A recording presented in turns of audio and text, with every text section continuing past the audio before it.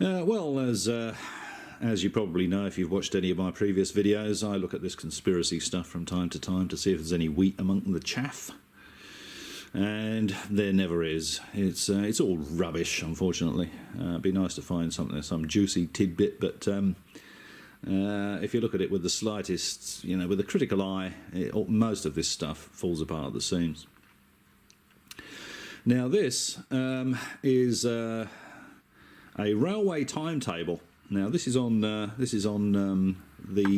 7/7 ripple effect video. There we go, it's on YouTube, and you can see the time stamp there, bottom left hand corner, 50 minutes and 37 seconds. I'll leave a link to this video below so you can check it out yourself. You can see that I'm not making it up. Now Maud'dib, or I think Jim Hill is his name, is as nutty as a fruitcake, I think. He's obviously got far too much time on his hands. His whole case for this, for the guys that did it actually not doing it, hinge around the railway timetable and the fact that the 0740 train was cancelled, and it's shown in red.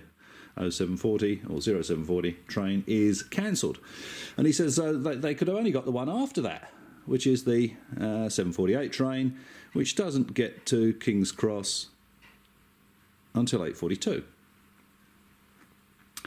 What he deliberately ignores, or is too stupid to notice, is that above that line in red is the 0730 train. Now if you look at that, the actual departure time is 0742, and it gets into King's Cross at 0839. So if they got that one, they would have arrived in plenty of time to carry out the attacks. Personally, I think they obviously did. Now, I don't know about you, but if I was going to a station to catch a 740 train, because if the train departed, if the 0730 train departed from Luton at 0742, so it's going to be standing at the platform for a couple of minutes before that, isn't it, so people can get on and off. If I was expecting to get a 740 train and there's a train at the platform at 0740 and it's going to where I want to go, it's the 740 train, isn't it? I get on the train and I go. And it's ridiculous to suggest anything otherwise. Just imagine that's yourself. You arrive at the station, you're expecting to get the 740 to London, you go to the platform and there's a train there, and it's going to King's Cross. So, that's the 740 to King's Cross, isn't it? Regardless of what they call it, it departed at 0742. I think they arrived at Luton Station at 0721, wasn't it? So they could have even got the one before that, the one that departed at 0725. Actually, no, probably not, because they probably would have fuzzed around with tickets for a bit, buying tickets. And, just while I'm on that subject, I'll come to that a bit later, but he says, why did they buy return tickets and why did they buy a parking ticket for the car? Well, remember, this would have been planned a bit like a military operation. So the guys would have sat down and discussed it. They would have said, we won't buy one-way tickets because you've got four Muslim guys, they're all together, you buy one-way tickets, it's going to stick up a red flag, isn't it? It may draw attention. So you buy return tickets. It would have been very expensive. And after all, they know they're not coming back. So, being an extra few quid out of pocket isn't going to matter. Same for the car. You don't want to draw attention to the car. You don't want to be intercepted before you get the job done. So I think it's perfectly obvious they would buy a parking ticket and they would buy return rail tickets. Now, the other thing, I'll come to a couple of other points on this raspberry ripple effect a bit later, but another thing I wanted to show you. So remember, Maud'dib, Jim Hill's entire theory that they couldn't have done it revolves around this timetable, and this is on his video, and this timetable clearly shows there was a 0740 train leaving Luton. It left at 0742. So is he an idiot? Is he a delusional fool? Is he just an outright liar for bit of sensationalism to try and get himself on TV. I suppose, you know, if he's unemployed, he's probably got a lot of time on his hands. He gets him interviewed by, you know, TV people, and it makes him somebody. I think that's far more likely. Now, let's just go to 4105 on this video. Now, I've got a tripod between, got the camera on a tripod in front of the computer, so this might be a bit clunky, but here we go. So let's go to 4105 on the video.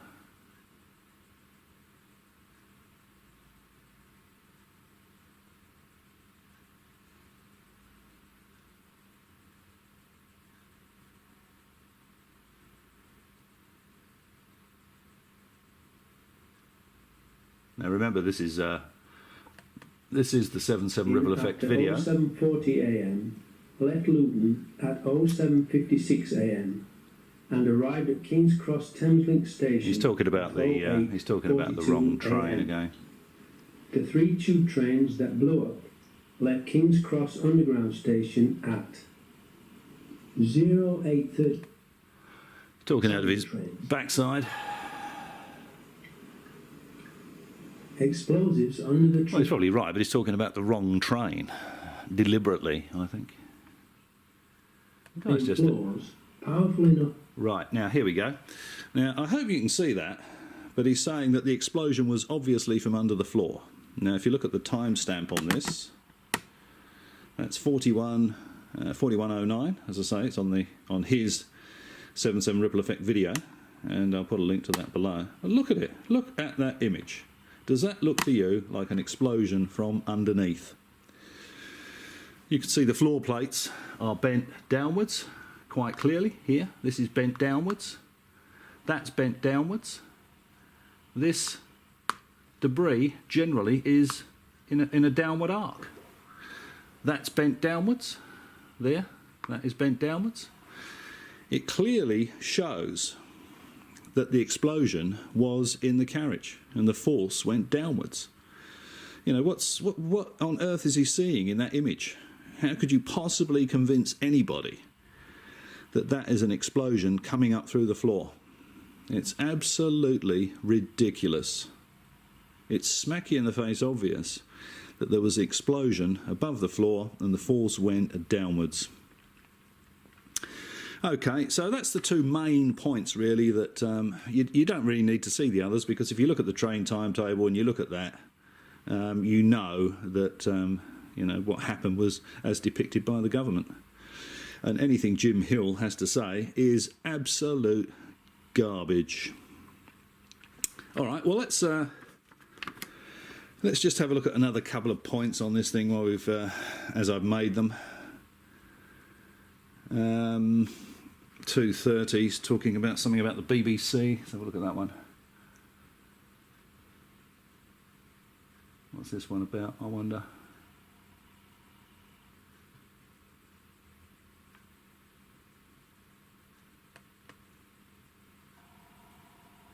Broadcasters about the way in which the coverage is going to be organised. Please note well that he said the coverage is going to be organised. In other words, he was saying that they would write the script for and then edit and control the media coverage of an event in which there were 3 explosions.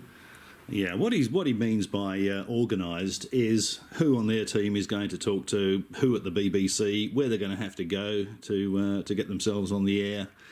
It's just a standard thing, you know. Anyone that was going to do a broadcast on the BBC would get in touch with them to see how they were going to organise it. You know, got to know what time to turn up. You've got to know where to go.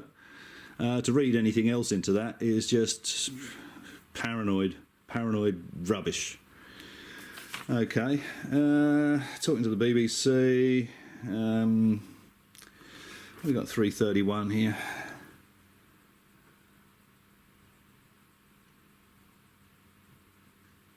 Oh, it's hardly worth.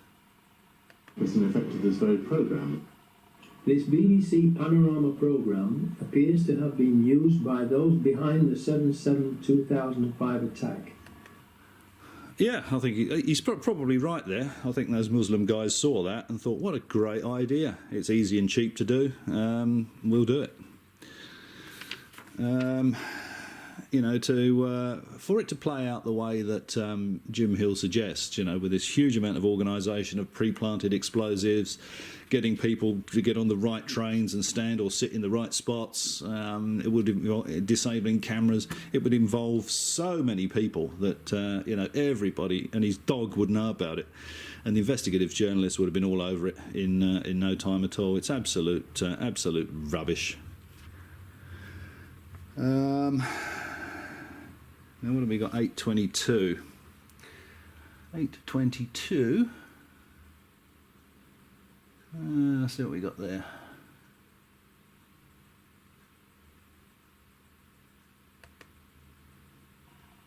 Must feel for you as it unfolds.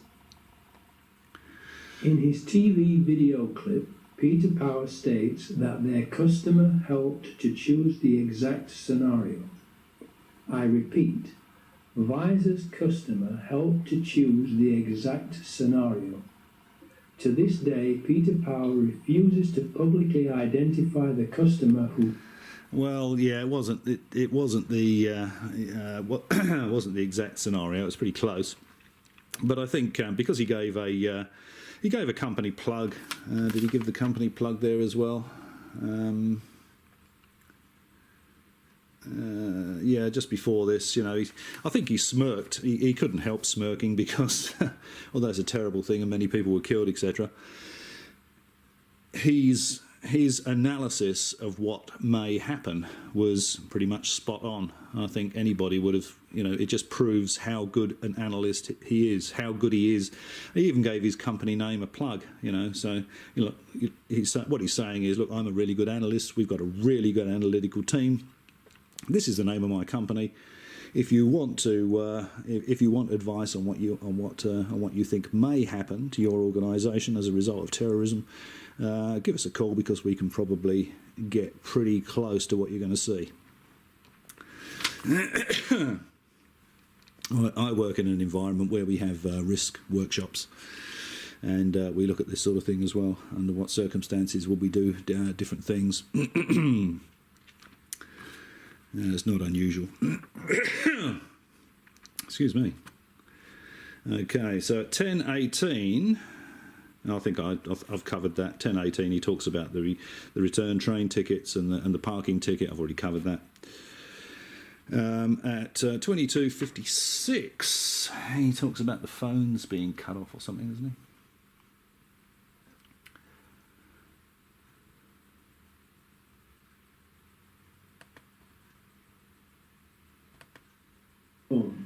And do not know anyone in London whom they can trust.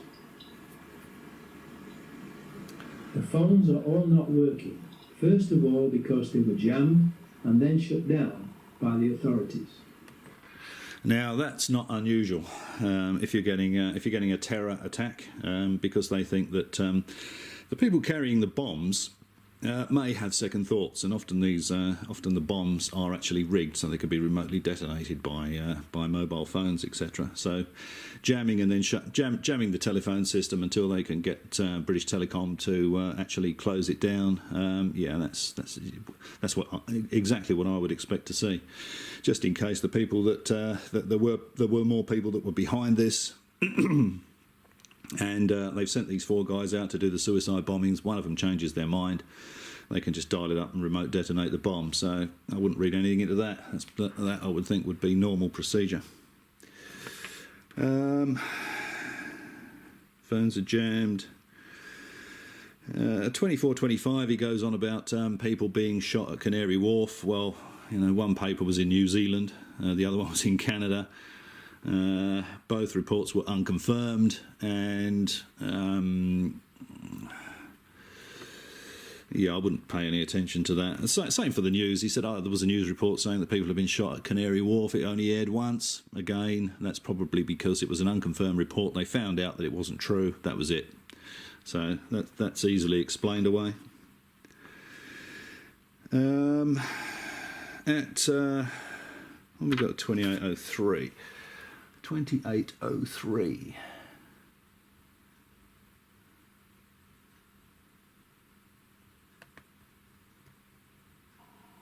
Double-decker bus at an appointed time and sit at the back of the top deck.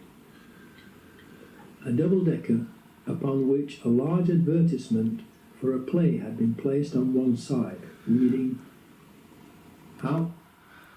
Yeah, oh, that's right, yeah. It's a poster, actually, for a movie. It was the movie called The Descent, so it's got nothing whatsoever to do with the play. Jim Hill, the paranoid idiot, Maud'dib, couldn't even get that right. And again, pure chance. Probably many buses had that poster on that day. The more I see of this stuff, the more incredulous I am that anybody with an IQ bigger than their shoe size could take this idiot seriously. We got 3503.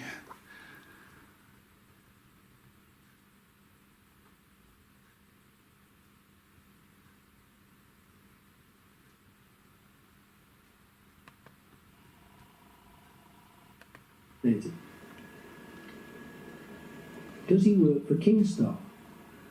Kingstar, whose white van was parked next to the bus, is a company that specialises in controlled demolitions. Yeah, I mean, to suggest that you're going to have an explosive contractor, you know, that's actually involved in blowing up a bus full of people parked next to the bus, it's just too ridiculous for words. I would say the odds are far larger than that number he came up with earlier on with all those zeros in it, and it'd be interesting to know how he came up with that number, to be perfectly honest. So forget Kingstar being involved. Absolute rubbish. Who is going to do that, really? I'm sure if it was planned by the government and security services, they could do a much better job than that. And the last one was the image of the train, which I've already showed you. So there we are. I didn't make you sit through the whole hour, or ask you to sit through the whole hour. Just a few points, salient points, picked from the documentary. It's so called. It's actually it's not a documentary at all. It's just it's a complete work of fiction. It's absolute rubbish. 7/7, a ripple effect. Absolute rubbish. Put a line through it. Put a line through Maud'dib, Jim Hill. Anything they've got to say, just ignore it. Just put a line through it. It's not worth looking at or listening to.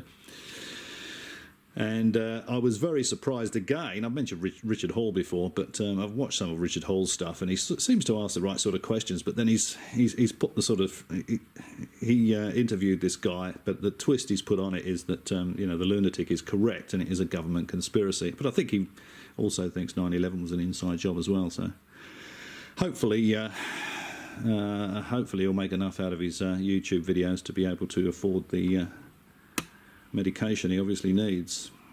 All right, well, there we are.